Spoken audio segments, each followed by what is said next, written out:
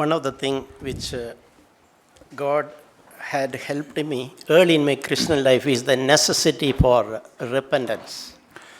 एक चीज़ जो परमेश्वर ने मेरे शुरुआती मसीह जीवन के अंदर मेरी सहायता की जिस बढ़ने में, वो है कि महत्व है मन फिराव का। So I have seen all these years when there is a genuine repentance that always leads to a freshness in my spiritual और इन life. सालों में मैंने देखा है कि जब हम एक वास्तविक मन फिराव के साथ परमेश्वर के पास आते हैं तो एक तरोताज़गी हमारे जीवन के अंदर वो लेकर आता है। And it's always lead to a restoration with our personal relationship with God. और ये परमेश्वर के साथ हमारा जो व्यक्तिगत संबंध होता है उसको और एक बार ये पुनः स्थापित करता है। We know that passage in Luke chapter 15 about the prodigal son. हम लूका 15 अध्याय जो है जहाँ पर हम उड़ाऊ पुत्र के बारे में सुनते हैं। So we read there when this son repented and came back to his father on his own choice. और जब हम पढ़ते हैं कि ये पुत्र जो है अपने खुद के चुनाव के द्वारा मन फिराकर अपने पिता के पास जब लौटता है, And he is recognizing, I am not worthy to be called your son. और वो इस बात को एहसास करता है कि मैं तेरा पुत्र कहलाने के योग्य नहीं हूँ, Please just accept me as just a servant. और तू केवल मुझे एक अपने एक दास के रूप में, सेवक के रूप में मुझे केवल ग्रहण कर ले। But we read that father was filled with compassion. He's running towards that son. हम देखते हैं कि पिता यहाँ इतनी अनुकंपा तरस से भरा हुआ है कि पुत्र की तरफ वो दौड़ते भागते हुए जाता है And is embracing him. और उसको गले से लगाता है And is quickly is giving instruction to give him a wash and give him new clothes. और तुरंत ही उसको आदेश देता है दूसरे लोगों को कि तुरंत ही उसको नहलाया जाए, नए कपड़े उसको पहनाए जाए। And there is a celebration which they have never seen ever. और वहाँ पर एक उत्सव वहाँ पर मनाया जाता है जो उन्होंने पहले कभी नहीं देखा था। So that's a picture how we genuinely repent and we come to God unconditionally, how our life will be renewed. और यही एक चित्र हमको दिखाता है कि जब हम मन फिरा के बिना किसी शर्त के पिता के पास आते हैं और हमारा जीवन कैसे एक नया हो जाता है। How God will compassionately accept us and embrace us. और कैसे परमेश्वर जो है हमें पूरी तरह से अपनी दया के द्वारा, पूरी तरह से उस तरस से हमें पूरी तरह से गले लगाता है। Yeah, many times I have personally experienced that warmth of God's acceptance. और कई बार मेरे जीवन के अंदर परमेश्वर जो मुझको ग्रहण करता है उसका अनुभव मेरे जीवन में मैंने किया है। Even when I have messed up my life. और यहाँ तक कि मैंने मेरे जीवन को कई बिगाड़ दिया। And there is always when I doubted, is there hope for me? और जब मैंने संदेह किया क्या मेरे लिए कोई आशा है आज? How these sin and temptations are overwhelmingly trying to overpower me. और कैसे ये पाप, ये परीक्षा जो है मेरे जीवन के कैसे मेरे ऊपर जैसे बहुत ही ज्यादा बोझ के जैसे वो आती है। But every time when I sincerely came to the Lord as I am, I was always accepted. लेकिन जैसे मैं बड़ी सच्चाई के साथ जैसा मैं हूँ वैसा पिता के पास आया, हमेशा से परमेश्वर ने मुझे ग्रहण किया है। And always I received that compassion and that embrace. और हमेशा ही परमेश्वर के द्वारा मुझे वो दया, वो अनुकंपा, वो गले से लगाना मैंने प्राप्त किया है। And that celebration, spirit of celebration from God's side. और परमेश्वर की ओर से जैसे एक उत्सव मनाने की आत्मा।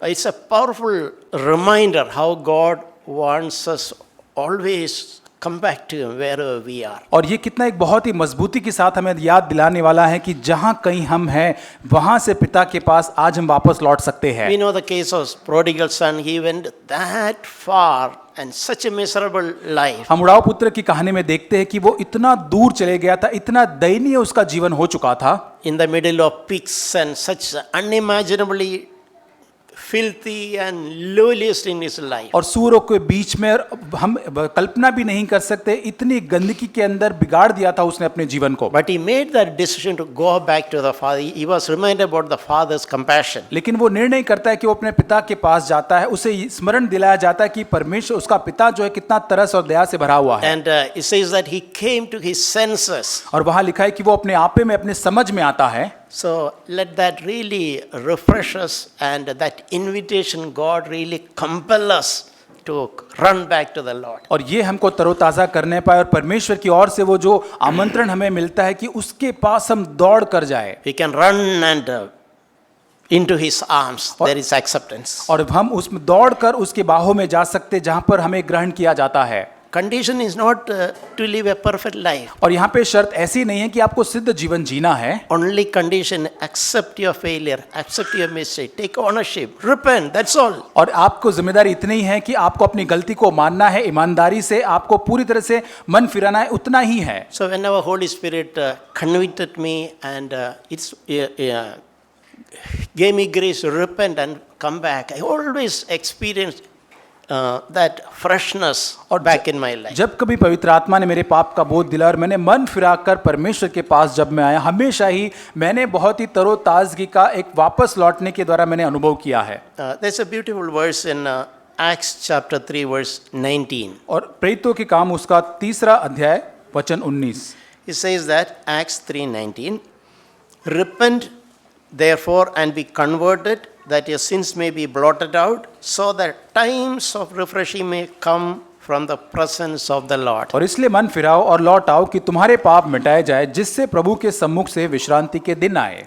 Beautiful verse. ये बहुत ही सुंदर वचन है।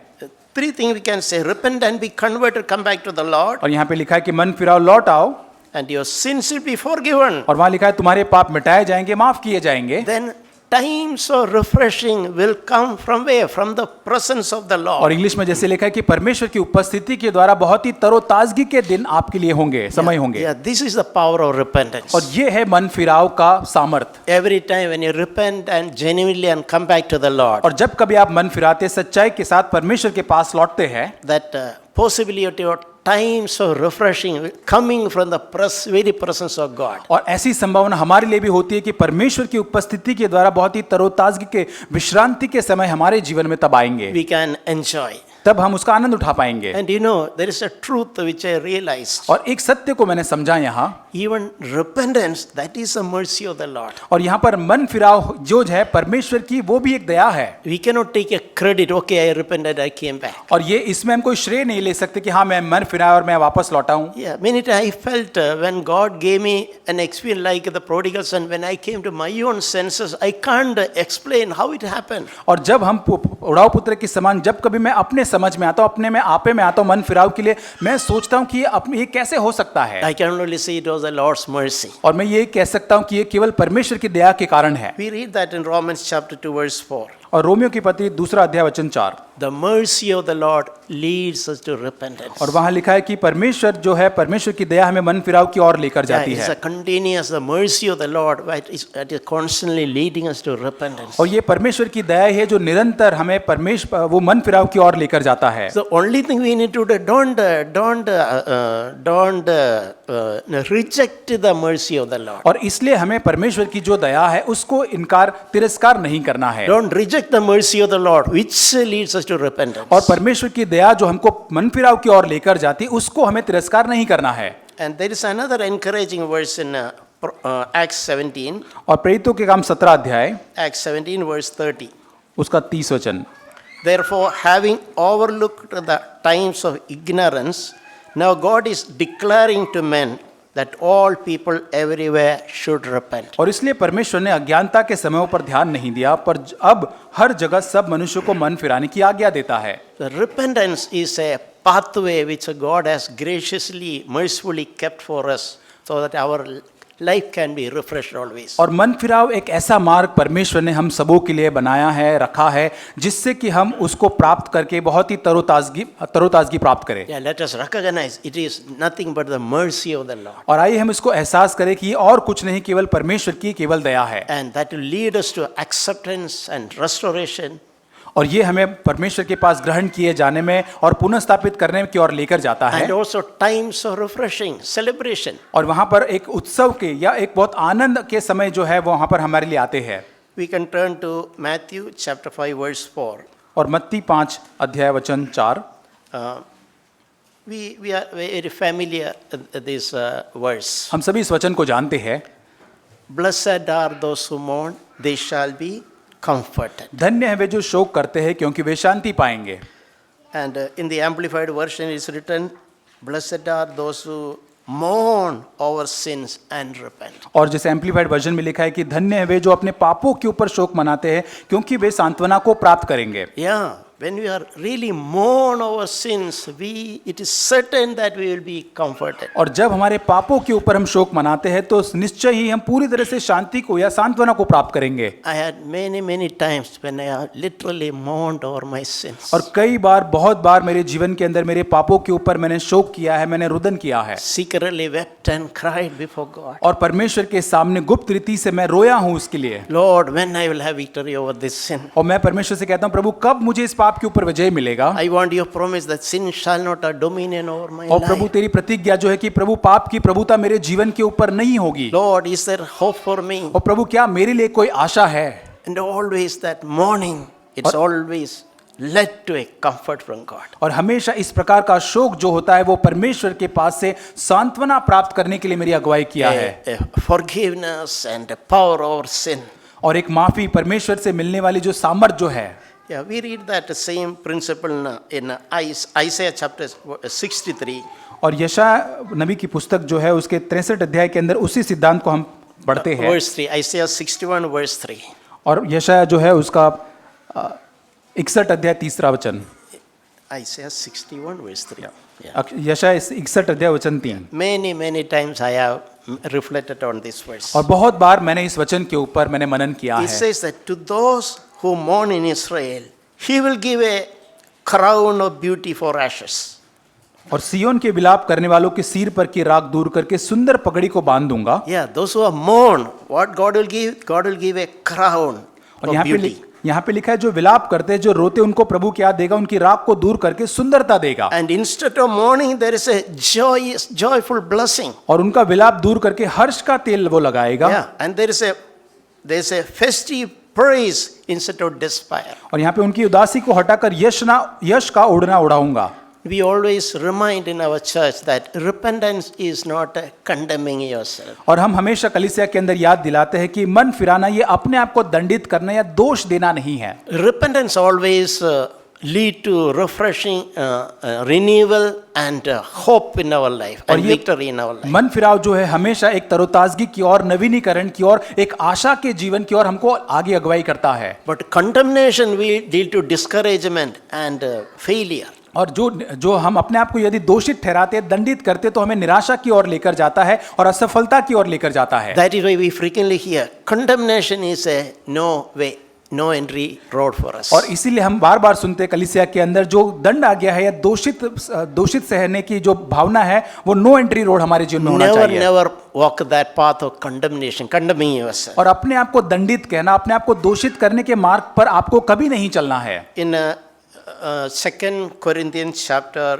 7, दूसरा कुरिन्थियों 7 अध्याय, in that passage, 2 Corinthians chapter 7, verses 8 to 11, और वचन 8 से 11 के वचन के भाग में पढ़ते you हैं। can follow in your Bibles. और आपके बाइबल में इसका अनुसरण कर सकते We हैं। speak about two sorrows. और यहाँ पे 2 प्रकार के शोक के बारे में लिखा है। In other words, two kind of mourning. और यहाँ पे 2 प्रकार के विलाप के बारे में लिखा है। A godly way of mourning and a worldly way of mourning. एक ईश्वरीय रूप से शोक करना होता है, एक संसार की रूप से शोक करना होता है। And it says that worldly, there is a worldly kind of mourning also. और यहाँ पे लिखा है जैसे कि एक सांसारिक रूप में शोक करना, विलाप करना भी होता है। That is, the worldly kind of mourning could be a mourning of self-pity over us. और ये दुनिया का संसारिक जो शोक करना वो ये होता है कि अपने आप को दयनीय समझते हैं, अपने आप को नीचा समझते हैं। Another mourning can be when our sins are exposed, we feel bad about it, and that is a kind of mourning. और दूसरा जो शोक ऐसा होता है कि जब हमारे पापों को उजागर किया जाता है तो तब प्रकार जो हम सोचते हैं उसको वो शोक हम महसूस करते हैं। So we should not do that worldly kind of mourning. और हमें इस प्रकार के सांसारिक शोक को नहीं करना है। But godly mourning will lead to restoration. लेकिन एक ईश्वरीय जो शोक जो होता है हमको पुनर्स्थापना की ओर आगे अगुवाई करता है। So Paul is telling that when he wrote certain things to Corinthian believers, it hurt them, it caused pain. और यहाँ पर जो पौलुस जो है कुरिन्थियों के विश्वासियों को कुछ लिखता है तो उनको वो शोकित करता है। Probably Paul used some really harsh words of rebuke and correction. और यहाँ पर हो सकता है कि पौलुस ने बहुत ही शक्ति के साथ ऐसे डांट के शब्दों का प्रयोग उनके लिए किया होगा। But Paul is telling them, I appreciate you, that harsh correction you took well. लेकिन पौलुस 9 वचन में कहता है कि मैं आनंदित हूं कि तुमने उन जो सुधार के वचनों को बहुत ही अच्छे से लिया, And that led you, my sharp words led you for a godly sorrow over your sins. और उन सख्त शब्दों के कारण तुम्हारा जो शोक है वो ईश्वरीय शोक की और उसने मन फिराव की और तुम्हारी अगुवाई की। We read in verse 10, 2 Corinthians chapter 7, verse 10. 10 वचन में हम पढ़ते हैं, The kind of mourning God wants us to experience leads us away from sin and results in salvation. क्योंकि परमेश्वर भक्ति का शोक ऐसा पश्चाताप उत्पन्न करता है जिसका परिणाम उद्धार है। Yeah, there is no need not regret about that kind of mourning or sorrow. और इस प्रकार का जो शोक है, इस प्रकार का दुख हम जो महसूस करते उससे पछताने की जरूरत नहीं है। But the worldly kind of sorrow, just feeling regret for being exposed or self-pity, that will lead to spiritual death. लेकिन सांसारिक शोक जो होता है, जो हम खेद महसूस करते हैं या उजागर होने का होता है, अपने आप को दयनीय समझते हैं, वो मृत्यु की ओर अगुवाई करता है। So he is continuing to say that your genuine sorrow created what all things it produced in you.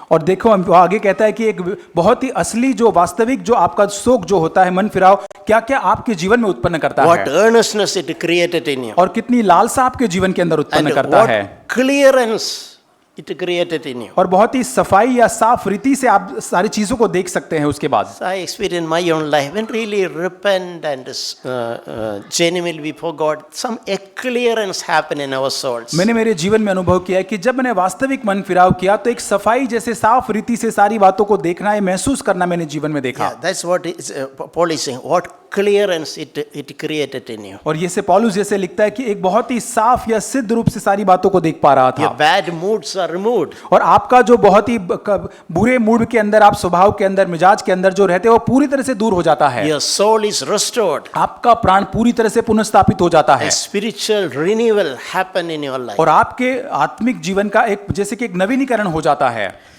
I just want to. I was thinking about Peter. पतरस के बारे में सोच रहा था।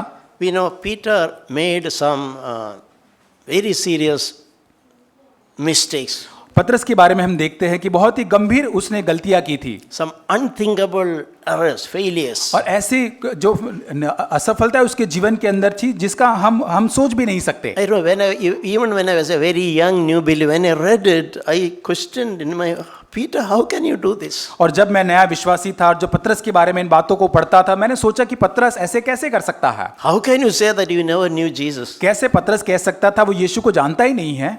And how can you say utter cursing kind of words? और कैसे तो एक श्राप देने वाले शब्द यीशु के प्रति कैसे वो कह सकता है? And I used to think secretly, if I were in his, I would never do that. मैं ये सोचता था, मैं पतरस की और होता उसकी जगह पर तो मैं ऐसा कभी नहीं करता। But we know that Jesus gave him hope. लेकिन हम जानते यीशु मसीह ने पतरस को आशा दिया। He turned Peter and cast a gaze of compassion, hope. और पतरस की ओर देखकर यीशु मसीह उसको ऐसी नजर से देखता है जैसे कि एक आशा की नजर से देखता है, उसको आशा देता है। That was enough. इतना काफी था। That look of Peter, don't give up, there is still hope for you. वो नजर काफी था जो वो कहना चाह रहा था कि पतरस कोई बात नहीं, अभी भी तेरे लिए आशा है। It is true, you did the worst possible, unimaginable you did, you committed, but I give you hope. और यहाँ तक तूने बहुत बहुत बड़ी गलती की थी जो वर्णन से पार है, नहीं सोच सकते, लेकिन फिर भी मैं तुझको आशा देता I हूँ। did not give up on you. मैंने तुझ पर हार नहीं मानी है। Don't condemn yourself. अपने आप को तू पूरी तरह से दोषित मत ठहरा। And we read their letter. Peter remembered all that warnings Jesus gave. और बाद में हम पढ़ते कि पतरस ने उन सारी जो चेतावनियां थी उन सबको याद करता है। Soon after hearing all those warnings, he exactly same thing he did. और उन सारी चेतावनियों को वो सुनता है, लेकिन उसके बाद वैसे ही करता है थोड़े समय के बाद। We read there, he went out and wept bitterly. और हम देखते कि पतरस बाहर जाता है और फूट फूट कर रोता है। Yeah. So that genuine repentance restored Peter. और वो एक वास्तविक जो मन फिराव था उसने पतरस को पुनर्स्थापित किया। And Peter accepted. He did something unthinkable. और पतरस ने उस बात को मान लिया कि हाँ उसने ऐसा कुछ किया जिसकी वो कल्पना नहीं कर सकता And था। instead of defending or justifying, he owned that responsibility. अपने आप का बचाव करने के लिए, अपने आप को सही ठहराने की कोशिश करने के बजाय उसने उस जिम्मेदारी को पूरी तरह से अपने ऊपर उठा लिया And genuinely he repented. और वास्तविक रूप से उसने मन फिराया। And we know Jesus, he was completely restored, and that failure led him to a much more powerful, fruitful ministry later. और हम देखते कि उस मन फिराता है, वो असफलता आगे जाकर मन फिराकर वो बहुत ही सामर्थी सेवकाई में उसकी अगुवाई करता है। We know if you compare that with Judas Iscariot, और उसकी यदि तुलना हम यहूदा इस्करियोत के साथ करते हैं, Judas betrayed Jesus, और हम जानते हैं यहूदा इस्करियोत यीशु मसीह को पकड़वाता है, and we never see he asking, going back to Jesus and telling sorry or crying about it. और हम नहीं देखते कि वो वापस जाकर यीशु के पास जाकर वो सॉरी बोलता है या माफी मांगता है, रोता है, ऐसा नहीं देखते हैं। But a kind of regret came to him, लेकिन उसके अंदर एक खेद आता है, and he chose to commit suicide. और वो खेद के बाद वो अपनी आत्महत्या करने का सोचता है। It was not true repentance. और ये सच्चा मन फिराव नहीं है। It was a kind of mourning or sorrow, maybe I was exposed, I am caught. और ये एक ऐसा मन फिराव, जैसे एक ऐसा शोक है, जैसे कि हाँ मेरा पाप उजागर हुआ है, तो वो ऐसा महसूस करता है। My name is spoiled. अब मेरा नाम खराब होगा अभी। Now everyone will say that Judas betrayed Jesus. अब सबको ये कहेगा कि अरे यहूदा ने तो यीशु मसीह को पकड़वाया था, धोखा दिया था यीशु को। So probably those were the thoughts. He had not a genuine repentance about his sin. और खासकर ऐसे विचार उसके मन में होंगे, लेकिन वास्तविक मन फिराव के विचार उसके मन में नहीं थे। So I was thinking about God is watching.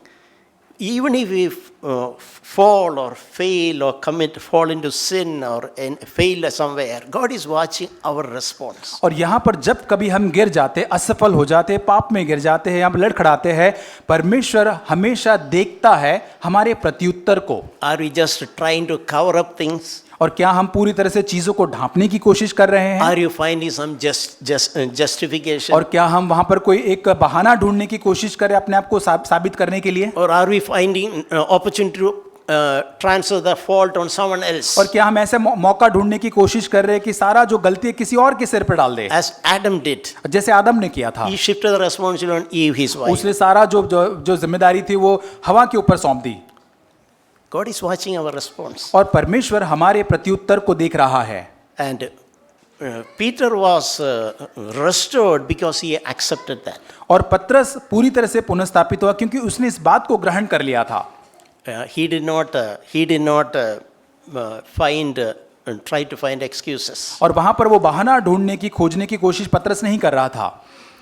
So I just want to, before closing, I just want to, as brother Joseph mentioned about David. और जैसे भाई जोसेफ ने बताया दाऊद के बारे में, From David also we can learn a wonderful lesson. Dawood के जीवन से भी एक बहुत ही एक अच्छा पाठ हम सीख सकते हैं। You know, when David committed sin, और हम जानते कि जब दाऊद ने पाप किया था, Nathan the prophet went to David. और नातान जो नबी दाऊद के पास जाता है, Very wisely he narrated a story, और हम जानते hypothetical कि story बहुत ही बुद्धिमानी के साथ एक कहानी को वहां पर वर्णन करके दाऊद के सामने कहता है। about a rich man stealing a poor man's sheep और जब एक धनी व्यक्ति जो होता है एक गरीब व्यक्ति की भेड़ को चुरा लेता है, or lamb, and David, when he heard, he was very angry. और दाऊद जब इस कहानी को सुनता है बड़ा क्रोधित हो जाता है। He said that man deserves punishment, he should be put to death. और यहाँ पर कहता है वो धनी व्यक्ति जो है उसको दंड मिलना चाहिए, उसको मृत्यु का दंड मिलना चाहिए। How can he do such a cruel thing? और कैसे वो ऐसी बहुत ही क्रूर चीज कैसे वो व्यक्ति कर सकता When है? I read this, this is what happens when we think something wrong is done by someone else, our level of punishment will escalate. और जब हम देखते हैं कि हमारे बारे में सोचते कि जब हम सोचते कि दूसरे किसी व्यक्ति ने कोई गलती की है उसको दंड मिलना चाहे, तो उस स्तर को हम बहुत ज्यादा बढ़ा देते हैं उसकी सजा का कि उसको ऐसी सजा मिलनी चाहिए। So when it's someone else, he deserved death. और जब दूसरे किसी व्यक्ति के बारे में था तो ऐसा कहता है उसको मृत्यु की सजा मिलनी There is चाहिए, no forgiveness. उसको कोई माफी नहीं। But that moment, prophet Nathan, you are that man. और तब नातान नबी उसको कहता है उसके मुंह पर कि तू ही वो व्यक्ति है Dawood. Yeah, that's a remarkable turning point. और ये बहुत ही अवर्णनीय एक ऐसा एक वहां पे लौटने का एक क्षण था। Many people probably cannot face that. और कई लोग शायद इसका सामना नहीं कर सकते। Confronting truth directly. और जब आपको सत्य आपके मुंह पर बताया जाता है तब आप उसका सामना नहीं कर सकते। But what did David do? लेकिन दाऊद ने क्या किया? David immediately accepted. लेकिन दाऊद ने तुरंत उसको ग्रहण कर लिया। I have sinned against the Lord. मैंने परमेश्वर के विरोध में पाप किया है। That moment, the moment he turned और पूरी एक क्षण के अंदर पूरी तरह से जैसे वो अब वापस लौटता है, One moment he thought it was someone else. एक क्षण में वो सोचता है कि ये किसी और के बारे में है। Now the prophet is saying, you are that man, not your husband, not your wife. You are that man. और यहाँ पर अभी नबी कहता है कि वो तू ही व्यक्ति, तुम्हारा पति या पत्नी नहीं, वो तुम ही हो व्यक्ति।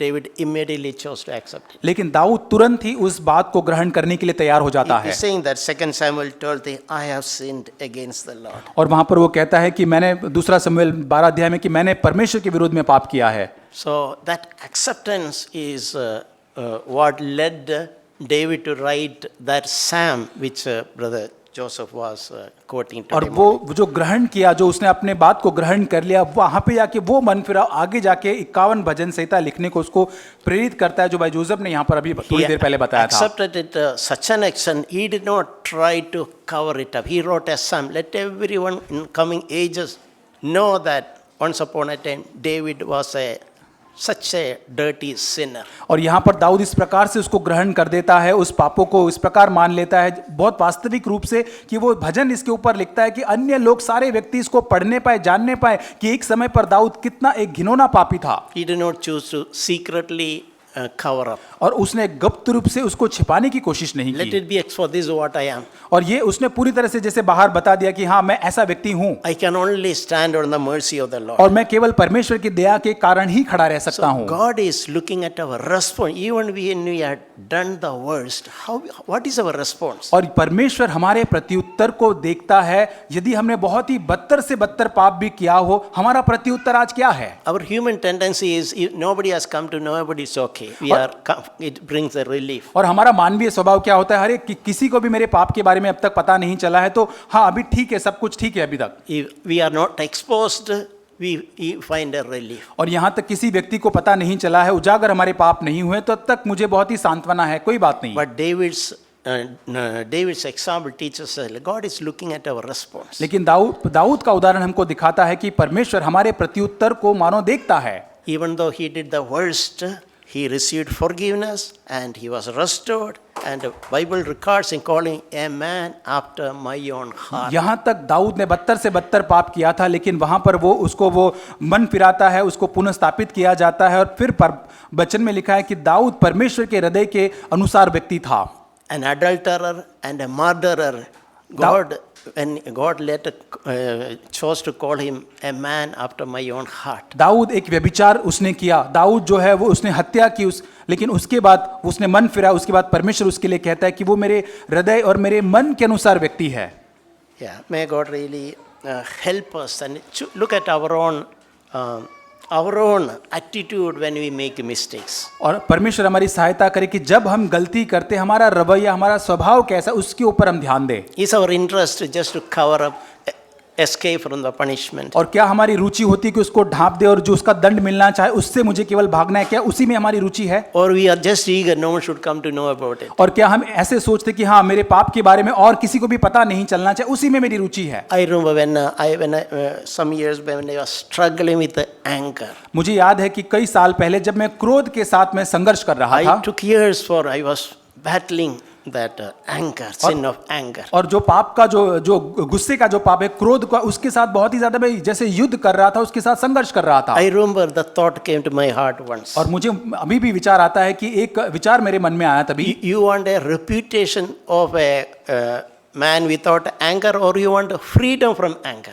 और जैसे मुझे एक विकल्प था कि तुझे एक व्यक्ति निरंतर क्रोध करने वाला व्यक्ति बनना है या फिर क्रोध से मुक्ति पाने वाला व्यक्ति बनना है। So I used to pray in my Lord, let it be advertised anywhere that Abu is an angry person, but I desire sincerely freedom from anger. और प्रभु से मैंने कहा कि प्रभु कहीं पर भी जाहिर के अंदर जैसे मानो एडवर्टाइज कर दिया जाए कि अबू एक क्रोधित व्यक्ति है, लेकिन उसके बावजूद प्रभु मेरी जरूरत है कि मैं इस क्रोध के पाप से मुक्त होना चाहता हूँ।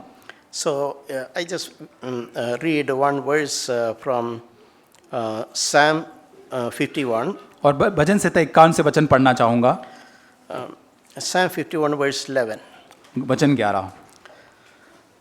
Do not cast me away from your presence, and do not take your Holy Spirit from me. मुझे अपने सामने से निकाल न दे और अपने पवित्र आत्मा को मुझसे अलग न कर। So David was so eager that he don't want God to take away the Holy Spirit from me. और दाऊद के अंदर ऐसी लालसा थी, इतनी इच्छा थी कि वो चाहता था कि प्रभु अपना पवित्र आत्मा उसके जीवन से न ले ले। He was so afraid or anxious, will the Holy Spirit be taken away from me because of my sin? इतना वो डर गया था, भय उसके जीवन था कि क्या परमेश्वर मेरे जीवन से पवित्र आत्मा को ले लेगा। Do we have such a desire? Do we value Holy Spirit like that? और क्या हमारे अंदर ऐसी लालसा, ऐसी इच्छा है कि हम पवित्र आत्मा की ऐसी लालसा रखते हैं क्या? Are we so dependent on the Holy Spirit? We become nervous. Oh, will I lose Holy Spirit? और हम पवित्र आत्मा पर इतना निर्भर जीवन जीने लग जाते हैं, हमें लगता है कि प्रभु क्या मैं पवित्र आत्मा को खो दूंगा क्या? So I was challenged by God. Do you value और मैं इससे बहुत ही ज्यादा चुनौती मैंने प्राप्त की, क्या मैं उसका मूल्य करता हूँ? the power of the Holy Spirit? पवित्र आत्मा की सामर्थ का। Do you seek the power of the Holy Spirit? और क्या हम पवित्र आत्मा की सामर्थ को मैं खोजता हूँ क्या? Are you careful that you do not grieve the Holy Spirit? और क्या आप सावधानी रखते हैं कि आप पवित्र आत्मा को शोकित न करें, खेदित न करें? I'm concerned. I'm so eager to have the Holy Spirit.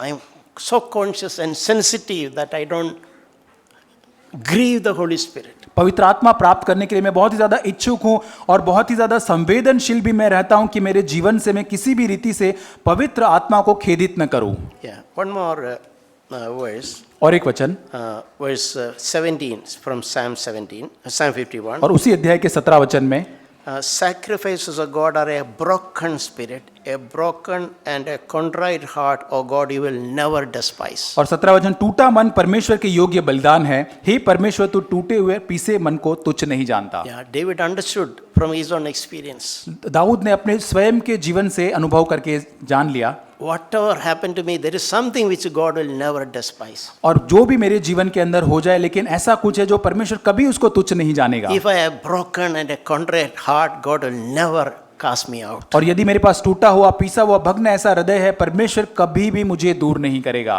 A broken and a contrite heart is very precious before God. और परमेश्वर के सामने टूटा और पीसा हुआ मन जो है बहुत ही मूल्यवान है।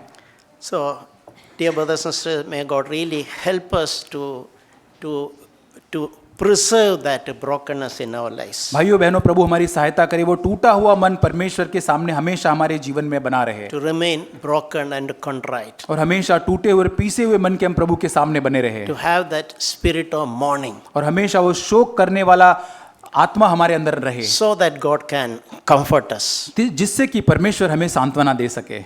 May God bless us. प्रभु हमें आशीष दे। Amen. आमीन।